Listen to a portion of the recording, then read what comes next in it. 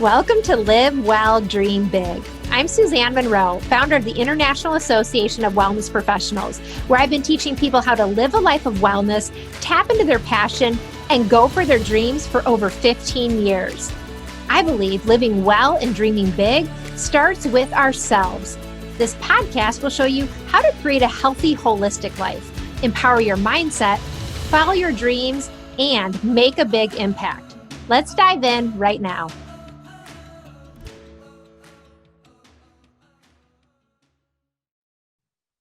Welcome to Live Well, Dream Big. I'm really excited for today's episode. It's on mindful parenting. And for those of you who are parents out there, I don't know about you, but parenting can be tough, right? And especially with school-aged children at home, and add to that some of the challenges we faced last year and might still be facing this year with your kids schooling from home and you're working virtually from home. And let's just say parenting can even be more challenging. Am I speaking from personal experience? Yes, I am. That's why I'm so excited for today's episode on mindful, heartful parenting. I'm talking with Stephanie Sackerman, who is a mindfulness teacher, a positive discipline parent educator, and an IAWP certified holistic wellness coach. We're going to be getting into it all today. She has tips and resources for moms and dads too. And we're going to cover it all in this episode. So let's get started. Welcome to today's episode, Mindful, Heartful Parenting. I'm very excited today. I have a special guest with me, Stephanie Sackerman. A little bit about Stephanie. After becoming a mother, Stephanie realized just how much support moms really need, but how very little there actually was. And so she set out to change that.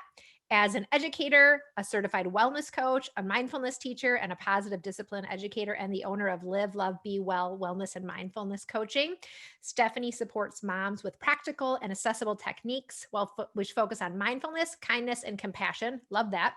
She's passionate about coaching moms to reduce stress and self-doubt, practice self-care, increase their self-love, and really live life mindfully so they can build a motherhood and life they love. And today, while Stephanie really focuses on helping moms, we're talking about mindful parenting. So all you dads out there who this can be supportive to you as well. And all of those of you out there who are supporting people who are parents, right? So there's going to be lots of juicy tidbits, I think, to take away today. But first of all, welcome, Stephanie.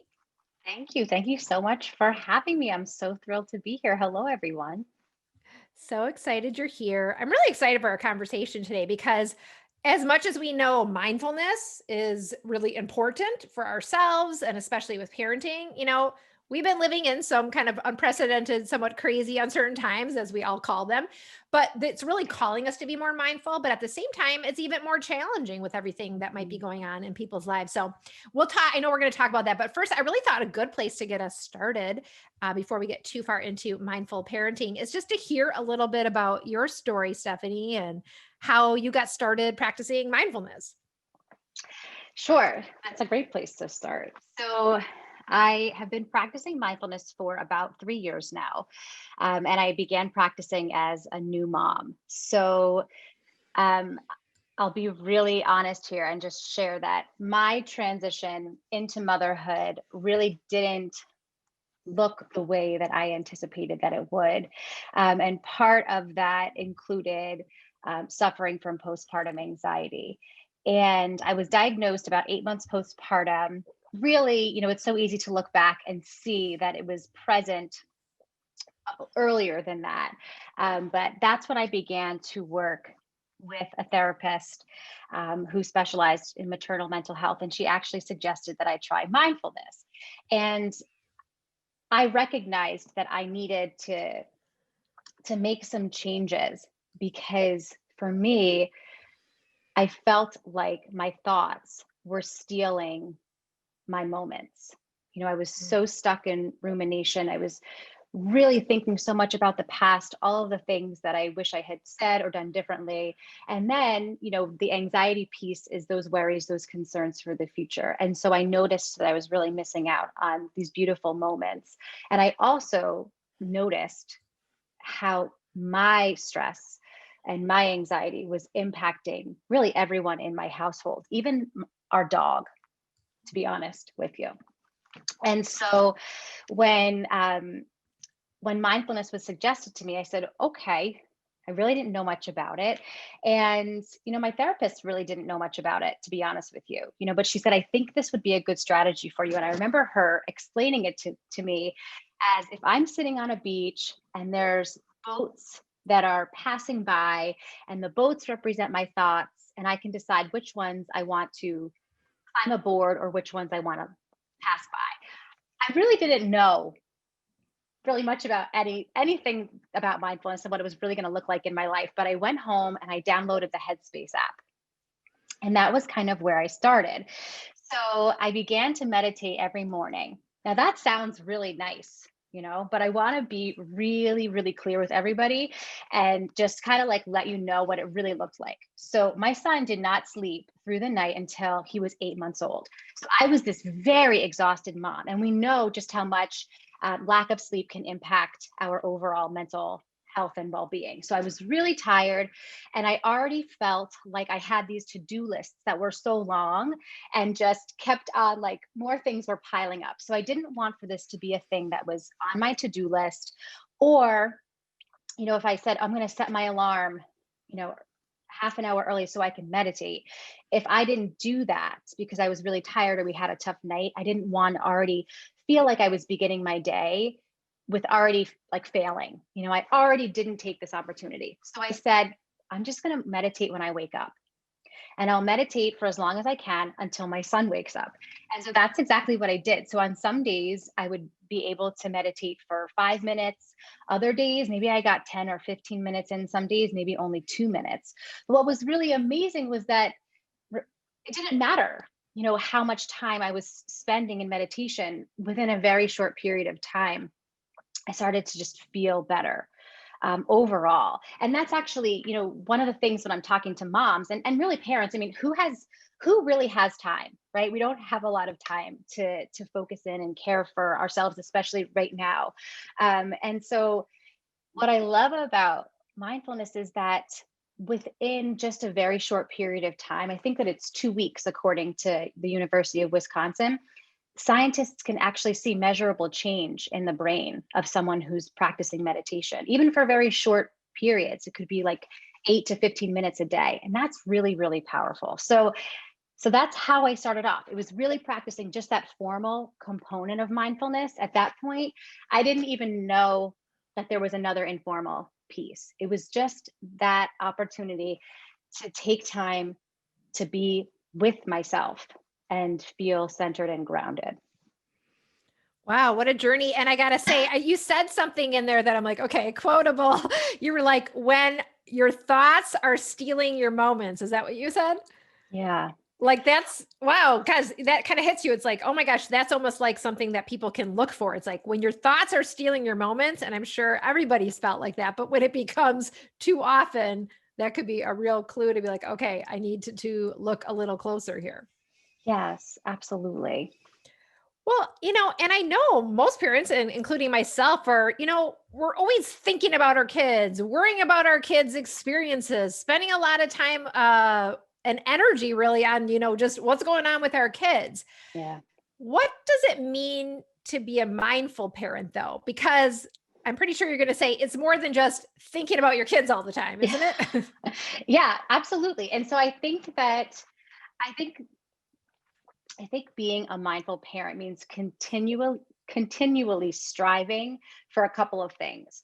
And so I want to talk about those, but I also just want to backtrack a little bit and just offer my definition of what mindfulness is, because I think that that's really important. And I'm borrowing Sarah Rudell Beach's definition, because she said it so perfectly. She said it's when we pay attention on purpose with an attitude of kindness and non-judgment. And the reason why I love the way she phrased this is because she says we do it on purpose. This is an active practice. We as humans we're not able to be mindful all the time. So it's something that we continually work on. And that attitude of kindness and non-judgment for me was like the biggest game changer, maybe of my life, to be honest with you, because that means that whatever comes up for us. So, when we bring our awareness to the moment, what's going on right now with us, doesn't matter what we're thinking, what thoughts we have, what feelings we have, whether we feel an ache or pain in our body, it's that we're responding to ourselves in a compassionate way. There's no need to be critical. And we bring that into our interactions and our conversations with others, whether it's our children, our partners, the person at the register, at the supermarket. We bring that gentle awareness into it. And we also bring that gentle awareness to whatever it is that we're experiencing. So even this pandemic, which it would be so easy just to resist it, to fight it, to wish it away. But after a while, what we realize is that's sort of a waste of our own energy. And when we just sort of acknowledge, like, this is just what it is right now, it's much more liberating. And so we bring that attitude into our relationship with our children. And so, what I think that really mindful parenting is about is, one, striving, working towards being present with your children, really being there in the moment with them, like fully there, and that takes a lot of practice, because to really be there with someone else, we have to really be there for and with ourselves and be able to hold space for ourselves, no matter what that looks like.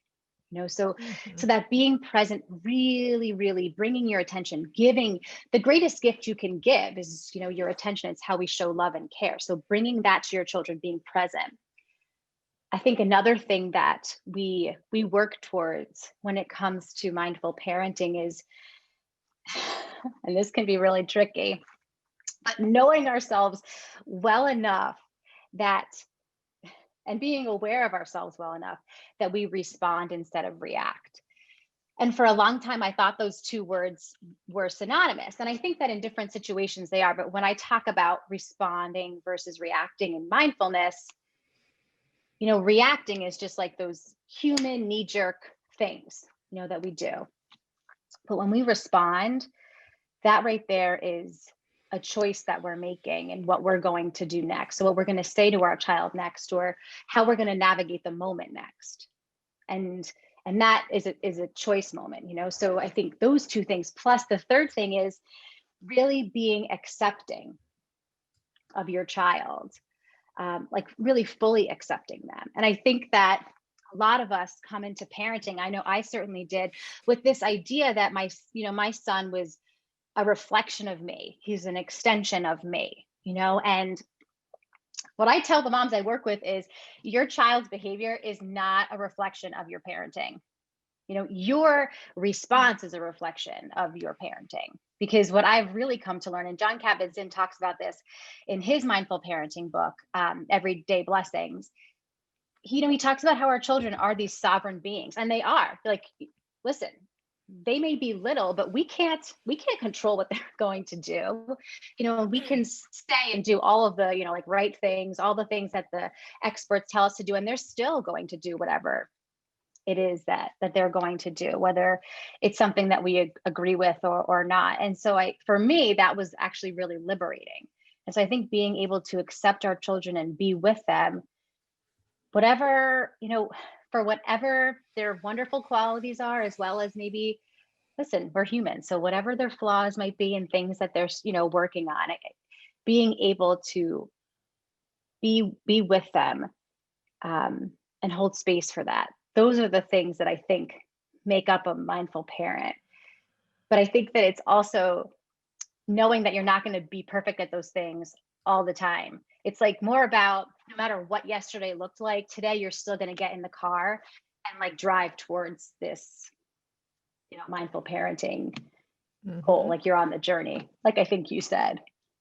Well, I love what you're saying, because I just want to pull this out a little further, right? Because we've talked about mindfulness before on Live Well, Dream Big, and I love how we're applying it just to parenting, because you apply something so specific and then you get to like really see how it plays out. And it's kind of interesting because, my question was kind of like, all right, people are really oftentimes like we really we put so much into our kids, but what I hear you saying is like, yes, we can still be invested in our kids and, have our attention toward them, but being mindful doesn't mean like putting all of our attention always on them, or as you're saying, you felt your son was an extension of you, but really, while they might be truly an extension of you, they're their own soul, really. So Yeah. it's like they are having their own journey and their own experience, and to Yes. really see those as two things, because I think otherwise, when we fully get too invested, or we even get triggered by the things we're doing, because it's like, okay, this is our own stuff and it gets all jumbled together. But what you're saying is like, okay,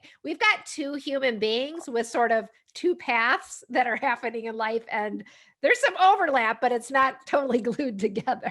Yeah. And I mean, that's a big thing to sort of kind of swallow. But for me, it's actually been a little bit freeing because it sort of takes off some of this pressure, um, that, if, well, when I could, let's say, be going out and I was going out to the stores, let's just say, or to a restaurant, and maybe, my son's really having a difficult time.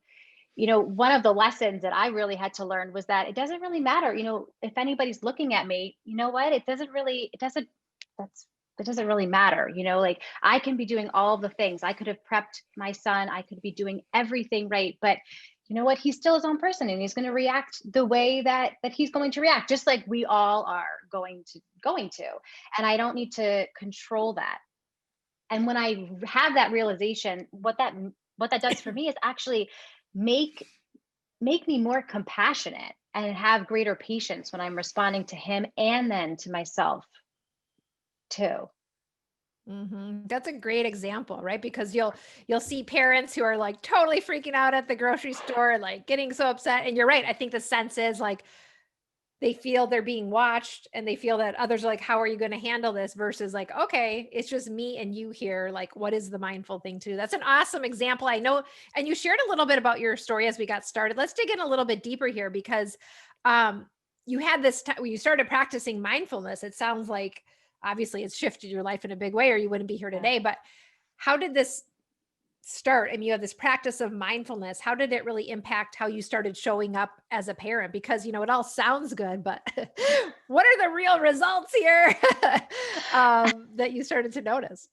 Well, I think Hmm. that's such a great question. And I'm so glad you're asking it because for me, what this what this did for me, this practice, is to allow me to get to know myself. And when I think back to being a new mom, I was extremely, extremely disconnected from my inner knowing and my intuition. And this is something that I hear echoed by, a lot of other moms. Um, I was looking for the answers everywhere else. And even if I felt an inkling of what I should do or how I should respond or whatever it may be, I didn't trust myself. And that's probably the biggest change for me because now I've gotten to really know myself through this practice, which is not, I didn't plan on getting to know myself when I started to meditate for, 2, 3 minutes in the morning, but I've really gotten to know myself in a very intimate way. And what that has done for me is it's helped me to not only trust myself, but to respond to myself in a much different way. Because let me just tell you, the inner critic that lived with me 24/7 as a brand new mom was the meanest, cruelest individual I think I've ever met. Um, and so when I've really gotten to know myself, I've learned to respond to myself in a compassionate way. So it's changed how I talk to myself. And now I know what my needs are. So I can honor myself and I can care for myself and I can show myself respect in that way. And so, what all those things have sort of done is like make me show up as a much happier, more fulfilled, confident, loving person. And so, I mean, I was a loving person before, but now I love myself. And that is just like, it changes everything. I love hearing this, because there's this sense where, okay, I'm going to practice mindfulness so I can sort of improve my interactions with others, so I can experience the world in a different way. But the real benefit, as you're describing, is like, no, it's about like this inner journey that you went on to really get to know yourself and Yeah. trust yourself. And when that comes from that place, I mean, wow, you show up totally different, as you said, confident and just it's like a totally different you. But it's interesting Yeah. because we all have that inner critic that you describe, right? And like I think and sometimes it's just running in the background, but this being mindful, it sounds like it brought the voice to awareness so that it could be sort of acknowledged in a way. Otherwise, it seems like, it's just there and it could be ruling somebody's life. Yeah. And I didn't know how to respond to it either. I didn't know what to say back. Mhm.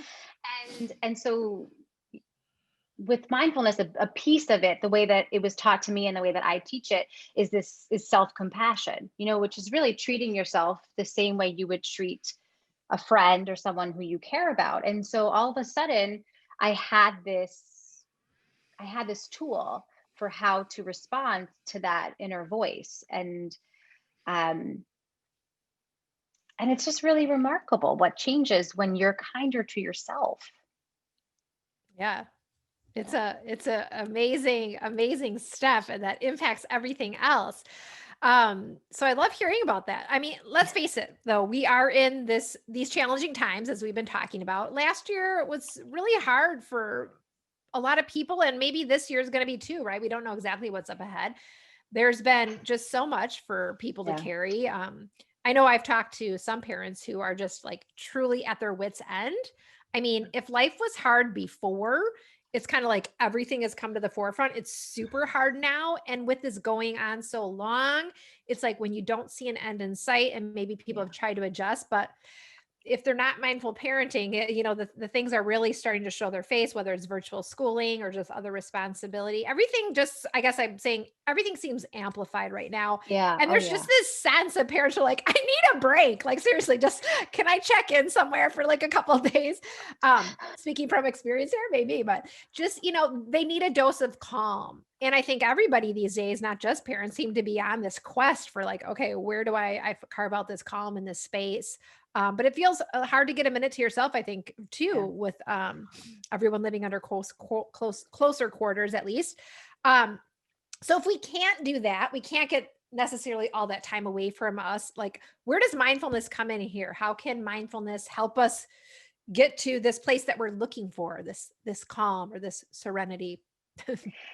Well, I can't say that it's going to work with 100% certainty, or that you're going to end what I'm going to share with you, and you're going to feel like you just left the spa or a couple of days at a nice, resort. But I hope the steps I share with you will help a little bit. I know that for me, they have certainly they've certainly helped, because yes, like you, like many parents, my 3.5-year-old has been home with me 24/7 since March, so I absolutely relate to everything that I'm hearing, and what parents are sharing. So I'll share a couple of steps with you that I think can kind of help us get on the way to that. So the first thing is that, when we think of mindfulness, usually what comes to mind is this idea of being present, right? And that's just like a slice of what mindfulness really is, but I think it's a really great place for us to start, especially right now. So when we bring ourselves to the present moment and we're aware of what's going on right now, what we can do is say to ourselves, how am I doing right now? You know, and what you said earlier is so true. As parents or caretakers, we oftentimes don't think about how we're doing, because we're so consumed with how our children are doing and if they're okay and how is this impacting them, that we don't check in with ourselves. So the very first thing that I think is really important for parents to do is to just pause, take a breath, and ask themselves, how am I feeling right now? Because when we don't check in with ourselves in that way, that's when we end up, you know doing one of those explosive type reactions where we say something, or maybe, we yell or we do something that later on we regret, right? Because we don't realize like that we're on the road to being really angry or anxious or overwhelmed or whatever it may be. So the first is just checking in with ourselves. How am I feeling right now? How am I doing right now?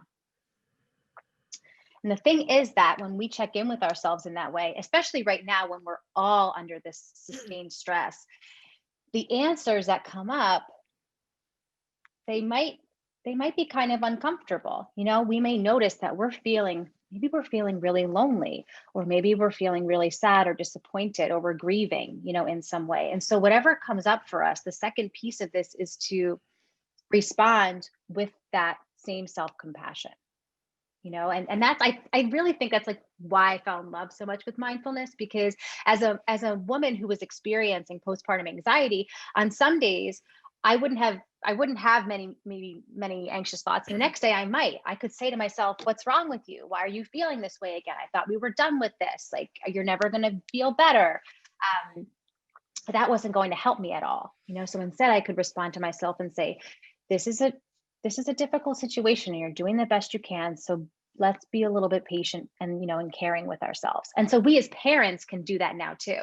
We can remind ourselves every single day, this is really hard. This is really, really hard.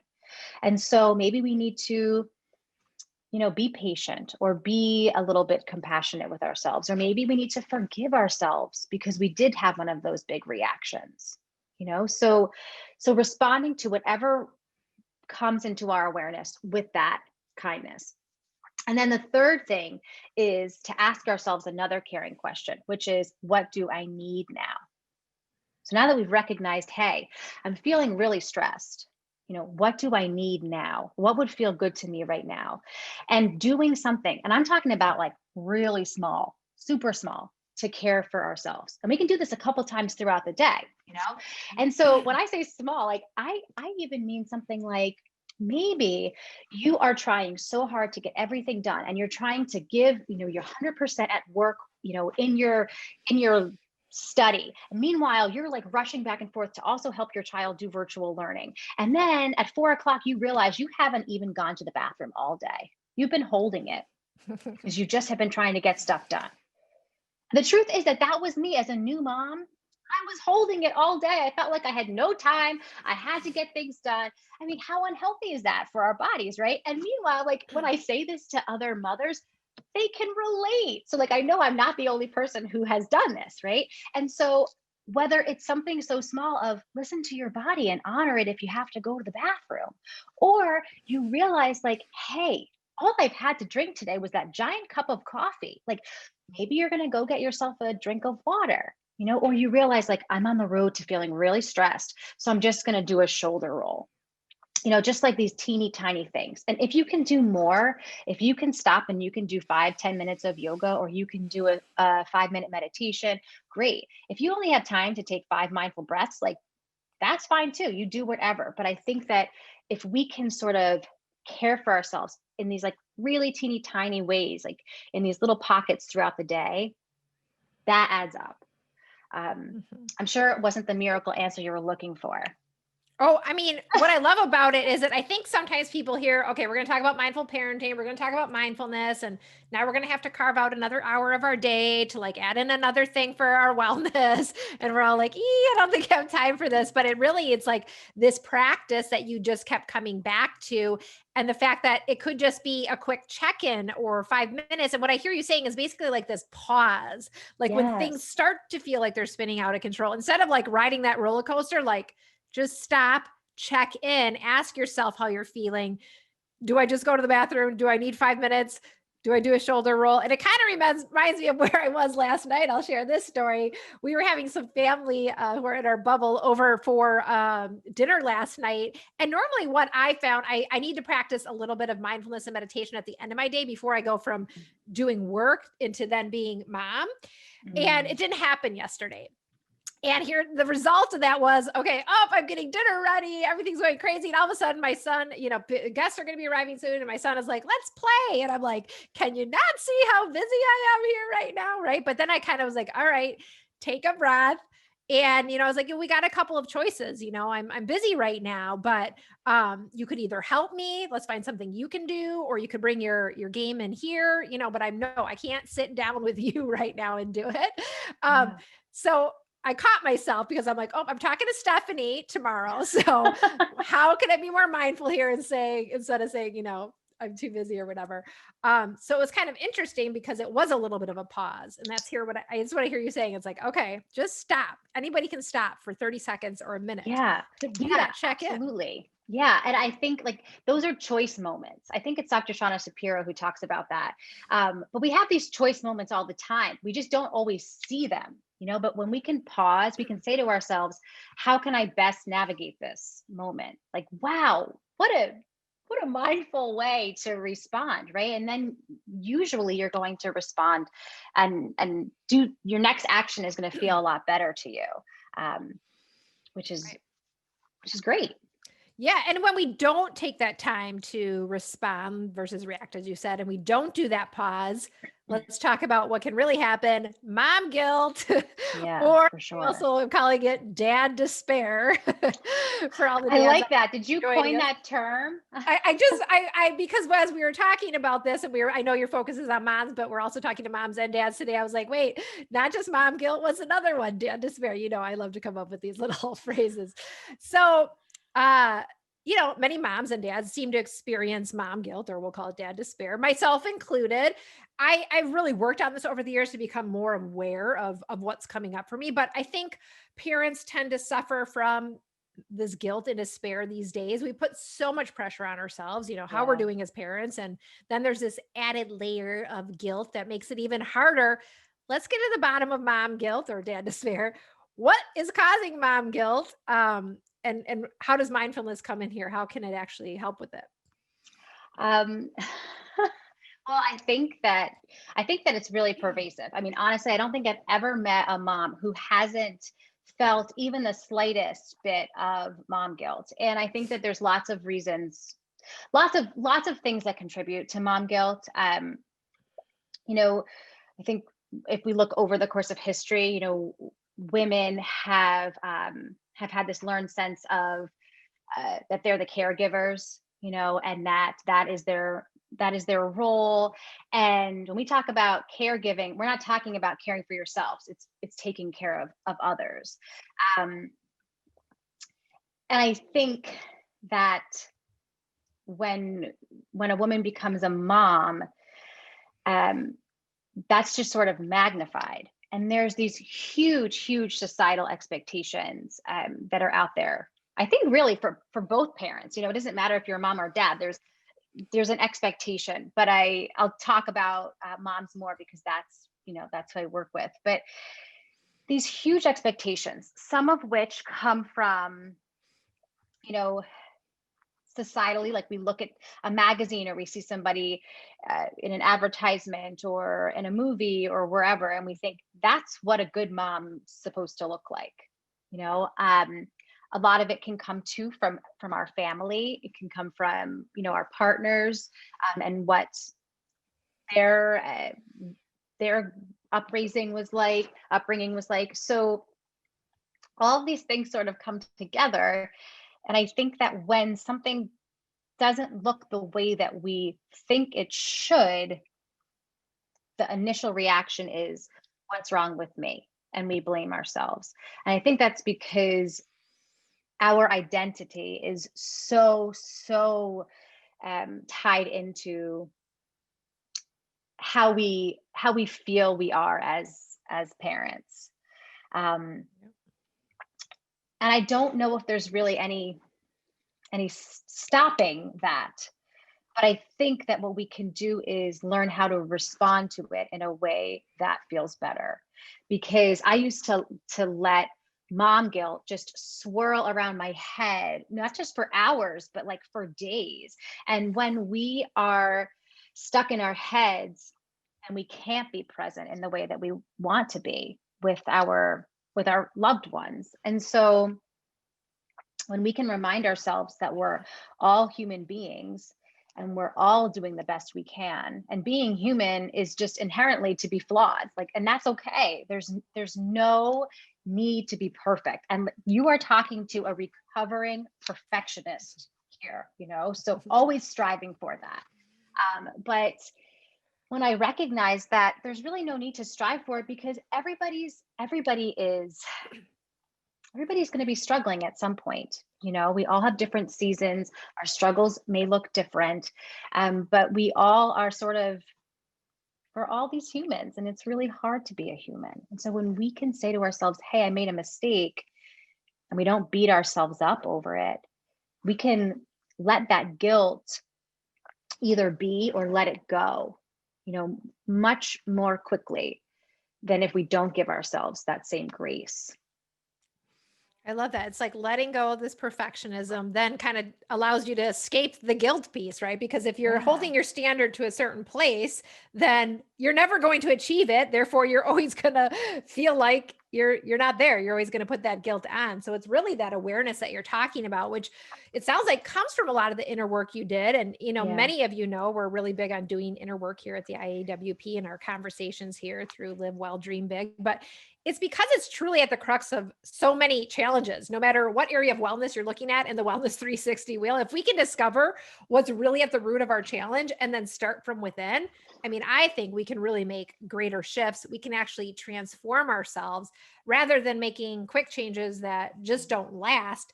And so, Stephanie, so there's this inner work piece. What can really come up for you when you do this kind of inner work with parenting specifically? I know you mentioned, trusting yourself more. What else is inside there that might come out that we need to know about? You just never know, Suzanne, what's going to come up. That's the thing. No one told me when I became a parent that all of a sudden, my son was going to open the box of all of my stuff, that I've been carrying for 30 some odd years. Right. And when I came to mindfulness, I really didn't even know that I thought I was just going to sit or lay down and do a couple minutes of meditation, and that was going to be it. I didn't realize all of this stuff was going to come up. But the truth is that when we really sit with ourselves, when we recognize our thoughts, our feelings, when we connect with our physical body, sometimes what comes up can be really difficult to notice, never mind difficult to experience, right? And so I think that we as humans are these really, really complex beings, right? We have so many dimensions. And whether or not we see it, we all carry whatever you want to call it. You could call it baggage. You could call it trauma. I know trauma can be a heavy word for some, right? But we all have this stuff that we carry with us. And as a result of what we carry, we act in certain ways. We're conditioned to think certain things, do certain things, and say. So I guess what I've come to learn in my journey is that I can't really be present with myself unless I allow myself to be vulnerable to whatever needs to come up. And what comes up for me is certainly going to be different than what comes up for you or anyone else who's listening, because we've all experienced our own journeys and we've all interpreted them in different ways too. But I think that when we can really open ourselves up and really be vulnerable to whatever needs to be acknowledged or healed or processed, however you like to think of it. And then we can be accepting of whatever pieces of ourselves there are. That's when we can really move forward. And so when I'm working with a mom and she's really exploring this journey of mindfulness, I will say whatever comes up, we're going to respond in a compassionate way. And that's so, so, so important. And so I would say here too, to anyone who's on this journey, if something comes up for you and you're able to kind of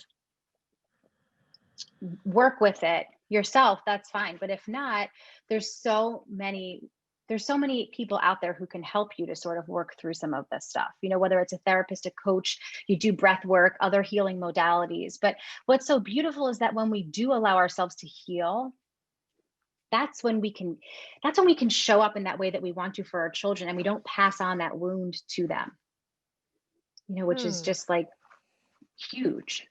I love that. Speaking about wounds, this kind of brings me to another question, because you said something interesting there where like you had your son and it kind of like opened up this Pandora's box of all of your stuff, which I love that analogy, and you hear about how children are like mirrors of our own unhealed wounds. Is that true? And if so, what the heck does that actually mean? I mean, my son is, I don't know about yours, but my son definitely is. And if it's not my son, it's maybe somebody else in my life. Like maybe it's my partner, because I do think that there are lessons that we're meant to learn. And until we learn them, these things just keep popping up in front of us. And so I'll share what this might look like. I'll do it in kind of like I'll try to give you a lighter example. So one thing that parents oftentimes will kind of have a tricky time with is when their children are experiencing some really, really big emotions. So, tantruming, crying, really being upset, hitting, kicking, whatever it may be. Sometimes parents can respond in a way like, stop crying. I've heard different moms say to me, all of a sudden this this phrase came out of my mouth. I'll give you something to cry about, right? And she's like, I wouldn't even usually say something like that, right? But these phrases come out because it's part of our default operating system. Maybe the way that we were responded to as a child, right? And so, I think it's really understandable as a parent that you don't want to see your child upset, and it's upsetting to you when they are upset. But at the same time, sometimes what's really upsetting is that you're uncomfortable with seeing someone else experience such a big emotion because maybe you yourself have a wound around that. So maybe for you, you never learned how to process big emotions like that. I mean, in my generation, we weren't taught how to respond to our emotions in that healthy way, and what to do and how to work through it and move through it, right? So maybe you just don't know. Maybe in your household, it was just you got placated, and so you just completely distracted and you didn't address the emotion at all. Or maybe you felt like it was wrong to feel angry or to feel sad or whatever it may be. And so I think that those things that we don't even know maybe are underneath the surface can come up for us when we have our child, our heart outside of our body experiencing these really big emotions. And so for me, it's always valuable to, in those really triggering moments, stop and sort of reflect on what's going on inside of me, because I can't help my son to regulate, unless I'm regulated. So I can't help him to learn how to process this emotion if I don't know how to do it myself. And that's a really big challenge for parents, because that's a lot of heavy lifting that we have to do on our own part, because it means we have to pause, we have to get to know ourselves, we have to see what's coming up for me, why am I feeling this way? And then we have to figure out, well, how do I respond in a way that's maybe a little bit healthier, so then I can give that to my child. And it's just like, my son has taught me so many lessons, Suzanne. My favorite one, though, I kind of referenced earlier, which is that, it doesn't matter what anyone else is thinking of me. Like, I don't care what somebody in the next table over, if they're looking or what they're saying, it doesn't matter. And that was such an important lesson for me to learn, this people pleaser who was always looking for external validation. And let me tell you that whenever I forget that lesson, bam, he reminds me again. So I'm like, okay, thank you for the reminder. It's amazing if we let ourselves, if we open ourselves up to these lessons, what our children can teach us. Yes, I love that. It really is this magic of the mirror. We talk about it a lot in coaching too, because those relationships in your life, as you know, one thing that you might be looking at with wellness, really things are happening, right? And we can be in blame or we can be in excuses about it. But as soon as we Mhm. are willing, like you're saying, to see, okay, what's the lesson here? I'm being triggered, but what about me? Is what's going on with me in this Yeah. story? That's where the healing really can come about. So I love that you shared that. And it sounds like the cool thing is too is like as soon as you start to like move away from it, oh, your kids love to be mirrors. There they are again, being like, no, you haven't got this lesson yet. Yep, Oh my gosh, that absolutely. yeah. I mean, there's so much as we want to be mindful, we want to practice mindfulness. I mean, there's a lot of distractions though, and we kind of been talking about this. I've noticed for myself, I have to be very aware of just not using my phone, Oh, yeah. unless I really need to when my son is around, because otherwise he might be talking to me or asking a question. It doesn't mean that you always have to be the parent who's like, full attention on all 24/7. But I can find myself, even though I hear him or I respond, if I'm on my phone, there's a disconnect there. And I remember seeing this show, and this was years ago. It might have even been like 10 or 15 years ago, where they interviewed a bunch of young kids and their biggest complaint was that their parents were on their phone all the time. And this was like 10 or Mhm. 15 years ago. So I can only imagine it's gotten worse. So it's this idea of being present, Yeah. and that and you have to kind of craft those boundaries for yourself, for your own well-being, but also for your communication. What does this idea of truly being present mean in your opinion? Like, how does it play out?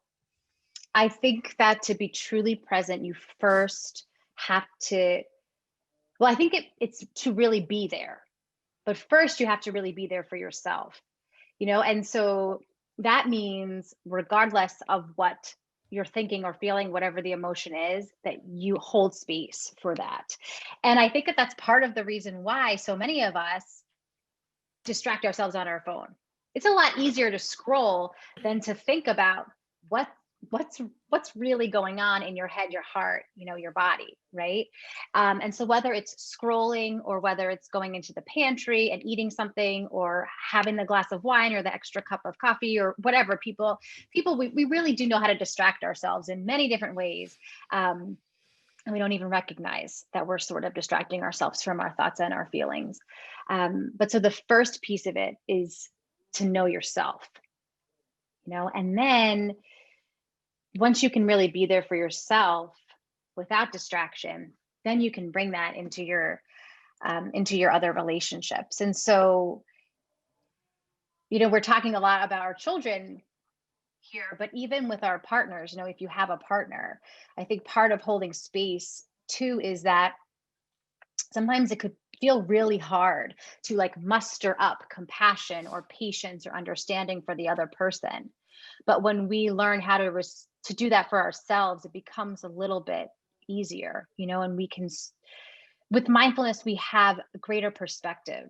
So we can sort of see and think and understand, like, well, where is this other person coming from? And we can respond in a much more beautiful, heartfelt way. And then we do that for our children too. So when we're really there for them, it's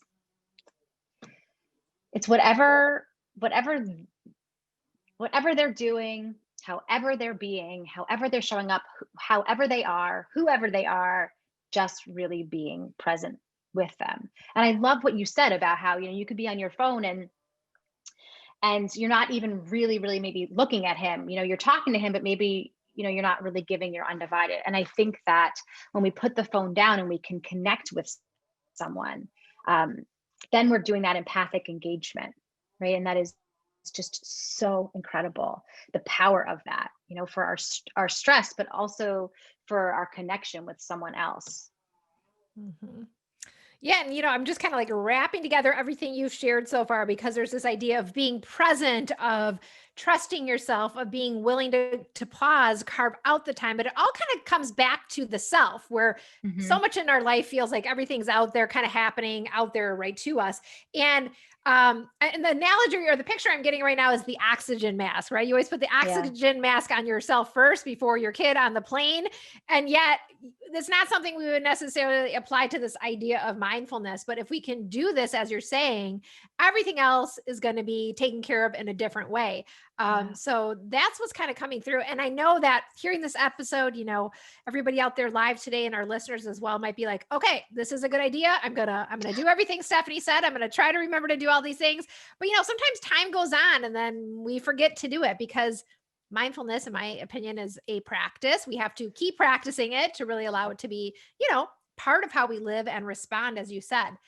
So, if listeners today could kind of walk away with one small thing that they could do, if they only have 1 minute a day to give to this, Stephanie, what would you say?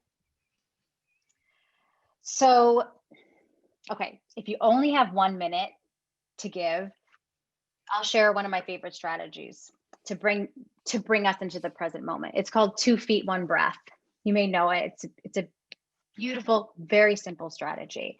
Simply pick up one foot, place it down. Feel your foot on the ground. Notice which pads of your toes have more pressure than others. How much weight is in the ball of your foot, the heel, which parts are really connecting with the floor, the outer part of your foot. Do that with the other foot as well. If you're wearing a sock, maybe you can feel the softness of the material. If you're wearing a shoe, maybe you can feel the pressure around your foot. And then take one breath and breathe out. And you're very centered. You're here and you're in the moment. This is actually a strategy that I used to do when I was putting my toddler in the car seat, and he was like fighting me on. I'd be like, 2 feet, 1 breath, to really bring myself to the present moment, because I think that's we have to start. We have to own it. We have to do it for ourselves. And then once we do that, then we can bring that into our interactions with our children. That's when we can then have that mindful time with our children, where for now, okay, this is for the parents. If you have, let's say now you have 6 minutes, you take that 2 feet, 1 breath, 1 minute for yourself, and then maybe for the next 5 minutes or however many minutes you have, you're mindfully present with your child for whatever it is that they want to do. So maybe you're playing with them, maybe you're reading to them, maybe you're just holding your baby, maybe your child is showing you something that they did in school, whatever it is, but just being there fully. And I think that is a beautiful way to start, because you're truly being present with yourself, and then being present with someone who you love, and the impacts are tremendous. I love that. I just did the 2 feet and 1 breath as you were talking. This calm kind of comes through you when you do it. And so I love it. Just one like little thing that people can start with, right? There's more to it, but start there. Just do that one little practice. Um, And then I love how you shared, if you have a little bit more time, well, then do that mindful moment with your children or whatever your situation you're in, because it's not about being perfect. Like you said, you don't have to be mindful 24/7. But boy, if you were just mindful once a day for 5 minutes, like the impact that could have with Yeah, your child, I think is probably super huge. definitely. This has been so awesome, Stephanie. I want to make sure people know where to find you. They can head over to livelovebewellnesscoaching.com or LLBWC.com for short. You're at Live Love Be Well on Instagram. We'll post all that in the show notes a little bit later. And I want to thank you for joining us for this episode. We're going to shift gears now. We're going to pop over to our talk back time. This is where we go live with our holistic wellness coaches who are here with us now. And we're going to open up for questions, feedback, insight. So let's take a moment to do that now. And hey, everybody out there, if anybody has a question, all you have to do is raise your hand. It can be a question, something coming through right now that you want to share. Now's a good time to do it. Let me see who is out there. This is also a good time to kind of check in with Stephanie. Any questions coming up for you around that? And I will say this, many of our wellness coaches are working with clients who are parents and experiencing a lot of stress. Whether you're parents or not, you might have clients. My question for you, Stephanie, for our coaches who are maybe thinking about if they have any questions that they have, how can wellness coaches best support their clients to kind of get started with mindful parenting? Is there anything that they're maybe not the mindfulness expert that you are, but what is something that they can share to kind of support parents who they're finding, okay, mindfulness would really be a benefit? Yeah. So I think the first thing is to really, really keep it small, because I think, well, actually in my own personal experience with my clients, that is what they have responded to the best. So whatever you're going to share, just really drive home the idea that it doesn't have to be big. It could be a really, really teeny tiny change that goes a long way. And so, it's the first thing is to just, it's so beautiful that we as parents want to give and do for our children. And I think that's such a wonderful trait and so important. But we also have to give and do for ourselves. And so my one suggestion is to actually start it with yourself. Make it about yourself and know that that's okay. You deserve and you need this time and this care. And so pausing and, encouraging your clients to ask one of those caring questions that we talked about, even something as simple as, what would feel good to me in the moment right now? We're just checking in with them, suggesting to them, maybe you can just take a few mindful breaths. Sometimes all we feel we have time for is 3 mindful breaths. So breathing in, exhaling out. Doing that a few times throughout the day really does have these incredibly powerful benefits. Maybe you're just going to encourage them to take 1 minute to try to meditate, or even before they get out of bed in the morning, to just feel their body, against the mattress. Feel how it feels. Notice the sheet, or the blanket or whatever. Just really being present and knowing that they can do this anytime throughout the day. This can be a practice that you do when you're walking across your kitchen to open up the refrigerator. You can always bring yourself to the present moment. And you know what I found is that when we bring ourselves to that present moment, we usually have something to be thankful for. So when you open that fridge, you have electricity, you have food in there. It's like, wow. And your feet, your legs, everything worked to, get over there to the fridge. You didn't have to stop and say, legs, now we will move.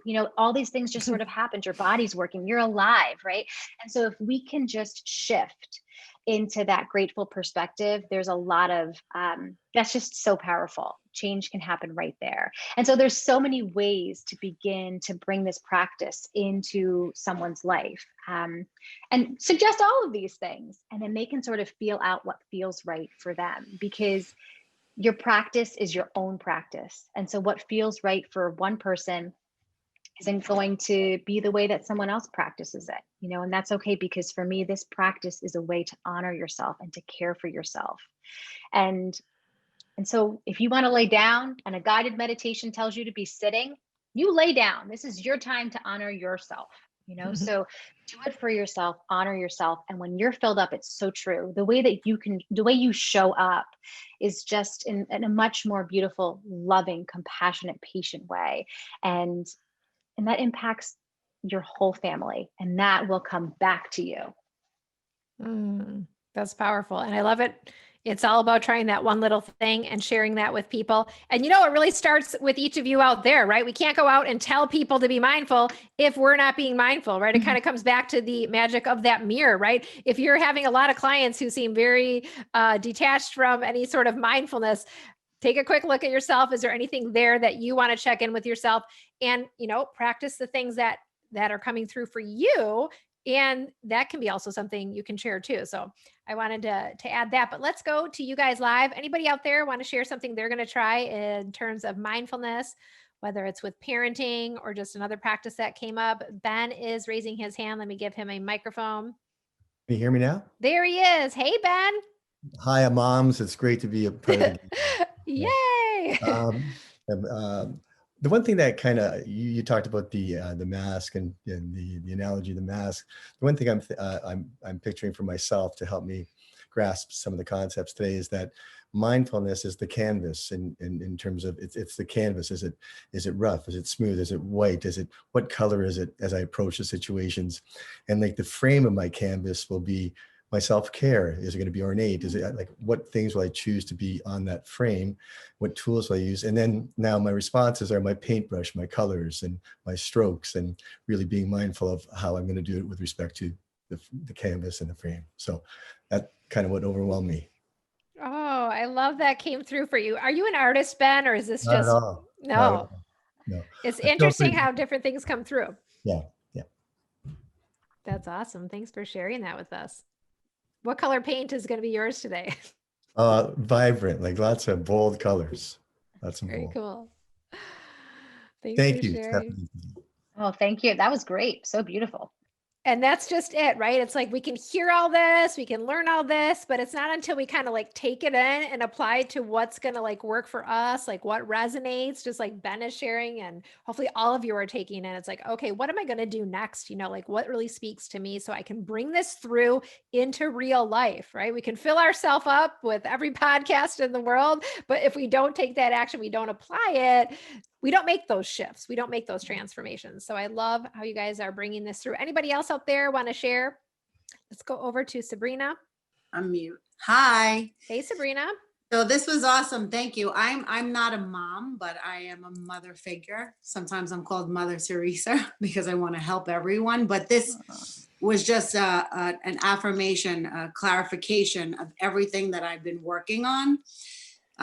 Where you said, thoughts, being mindful of our thoughts, and then, talking about the new motto for me. Well, my motto right now is on purpose. So when you said that, I love that. I was like jumping out of my seat. But also too, responding and not reacting is huge for me. So that resonated with me.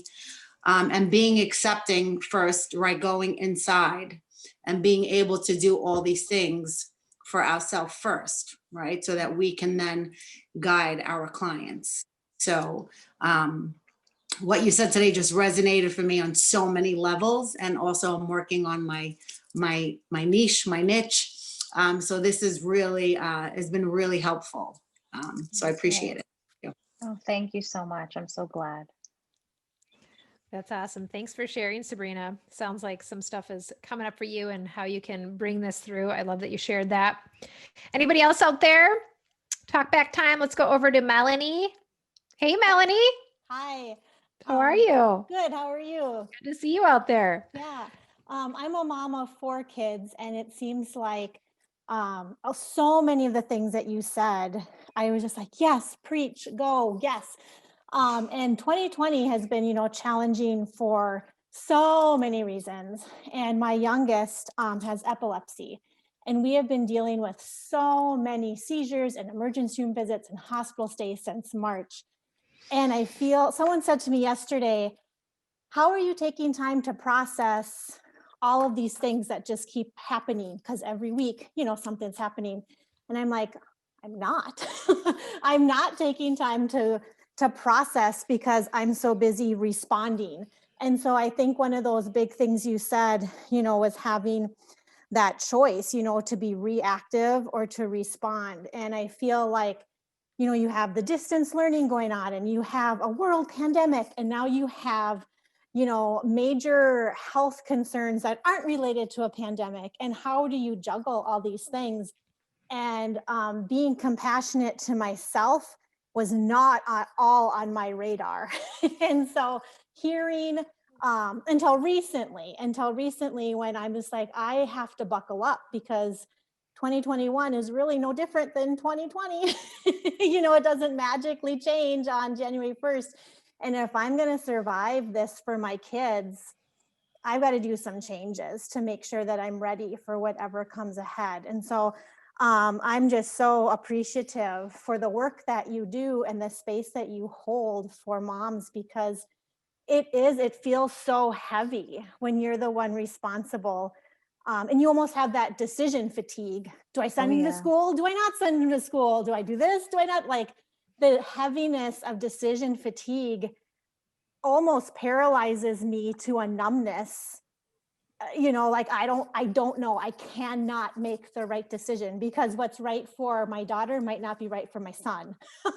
And how do you navigate that in one family? And so like my hand was hurting from just taking so many notes. So I'm just so appreciative for all that you have shared today, and so thankful that you have services and are willing to speak to us and offer your wisdom. And so thank you very, very much. I'm so glad you were here today. And I'm so glad to hear that compassion is now on your radar. And I'm so glad you're giving it to yourself because you deserve it. Thank you. Thank you for sharing your story, Melanie. I mean, like you said, on top of everything else that's going on in the world today, you had this whole other layer that, really came into your life in 2020. And it sounds like it's just been so challenging. And yet here you are, right? You carved out this time somehow magically to be here today. I just feel like it was meant to be for you. But I love that you're putting this on your radar, and maybe it's just that one small thing you're going to do. Maybe it's only 5 minutes or one, but all that matters is that awareness is there to bring that caring for yourself. So I'm just so glad that you shared. Thank you. We're all sending lots of love out there to you, Melanie, because you've been through a lot and this community is here with you. I see Heidi raising a hand. Let me go over. Hi, Heidi. Hi, Suzanne. How are you? I just I'm doing great. This came at the perfect time for me, so thank you. I really was resonating with everything Stephanie was saying today. I'm a mom as well. I have 5-year-old boy-girl twins, and so we are in the middle of French immersion homeschooling at the moment. So it's challenging for sure. And what I wanted to ask about was actually the part that I'm struggling with right now is the tantrum situation. And although I do practice mindfulness, I find that's one time where I really feel myself getting triggered, and I'm aware of it. And I think that the mom guilt you were talking about for me is worse when I have a moment where it's not always a vocalization, even in my head saying, just stop crying, and then I get frustrated with myself because I'm in that position. And so I'm just wondering if you have any kind of ideas or tips for being easy with yourself when you're trying really hard and you notice yourself make that mistake, like kind of reverting back to the behavior that you're trying to get past. Yeah. I totally could relate to you, Heidi, because yesterday my son had a tantrum, and to be honest with you, I reacted instead of responded. And I went upstairs to my room and I sat down in my chair and I took 5 mindful breaths because I knew I didn't have a lot of time because I had to get back downstairs, to him. And I started with that self-criticism, right? You're supposed to be better than this. Your intention is to be calm this year. What's going on? Here we are, day, 12, and this is how you're reacting, and then I paused, and then I practiced that self-compassion piece, because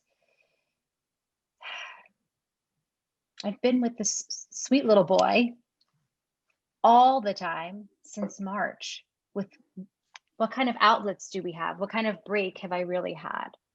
This is such a hard time to be a human, to be a parent, and so I said some really caring words to myself. And then I went downstairs and then I did the repair, which, I'm not sure how familiar you are with the repair, but the repair piece is really important when we do react in the way that we later, that we regret, that we wish we hadn't. That repair piece is really powerful. And so a piece of the repair or the recovery is owning, owning your mistake. And so I went and I told my son, mommy got really angry, and mommy yelled, and that's really not the way that, mommy would usually react, and so then I explained, and that may have been scary, and so next time when mommy when mommy gets angry, she's going to try to respond to it. And one of the ways that we've worked on, that we've discussed is a good way to respond to your emotion. And he said, "I'm sorry, mommy." And I said, "I'm sorry too." And then we hugged. And then, Heidi, I took another breath in and I reminded myself that with mindfulness, I have the greatest gift, because I don't have to wait until 2022 or until February 1st or even until tomorrow to start fresh. Because when I breathe in, this is a new breath. This is a new chance. This is a new opportunity. And that's exactly what I did. I breathed in calm, breathed out peace. And then we went and we played trains for like 45 minutes, and it was just the two of us. And you know what? I let that moment go, because that moment, those feelings, they weren't going to be serving me. But I think that if I hadn't taken the time to do that repair, which, let's face it, who here really loves to apologize? Not me, right? Who really likes to admit that they've done something wrong? And when we are making that repair with our children, it's important for us to take ownership of it, to not put blame on anybody else. Here's why I did this, or here's why I said that. It's really to just own it. And that repair is really, really important, because it teaches our children too, what a relationship can look like, and what a healthy relationship can look like too. Because let's face it, relationships aren't perfect all the time. You're going to disagree. Someone may say something and you may feel hurt, but then it's how you respond. And so those things are key. And so I try to remind myself of that as well. And you can do that repair with you too. You can say, "Heidi, I'm really sorry that I responded in that critical way to you. You're a mom of twin 5-year-olds doing this homeschooling, like you're trying so hard, and here you are caring so much about it. And that just shows you what a wonderful mom you are. And so let me forgive myself for having that thought or saying that thing, and if you're not ready to let it go, that's okay. Sometimes we can just let it be, and that's okay too. And when we're ready, then we'll release it. So I hope that helps a little bit. It really did. Thank you. Yeah. You're welcome. I'm tearing up over here. I don't know about you me guys. too. I'm trying to talk through. I'm feeling very emotional, but I debated asking the question at all because I knew it would make me emotional. But I think you're doing really important work, Stephanie, and I'm very grateful. Thank you. Thank you. Now I'm getting emotional. Thank you, Heidi. Thank you so much. This is great. Thank you so much. Thanks for asking, Heidi. Much love to you and everybody out there who's parenting and just navigating these times. You know what? I honor all of you for listening in today, because no matter how good you think you're doing it, or how right or how wrong or whatever, you're here. You're on the path to evolving and trying to do it better and have more compassion, as Stephanie shared with us today. So I want to thank everybody for listening in to today's episode. I'm so grateful to have been here with all of you. And a big thank you to Stephanie Sackerman. Thanks, Stephanie. Thank you. Bye, everybody. We'll talk to you again soon. Thank you for joining me for today's episode of Live Well, Dream Big. I hope you enjoyed today's conversation. And I want to invite you to take your next step toward living well and dreaming big by downloading the Live Well, Dream Big lifestyle book. It's the ultimate guide to becoming your best self and living life on your own terms. You can grab your complimentary copy by going to the link in the show notes or heading directly to iawpwellnesscoach.com/guide.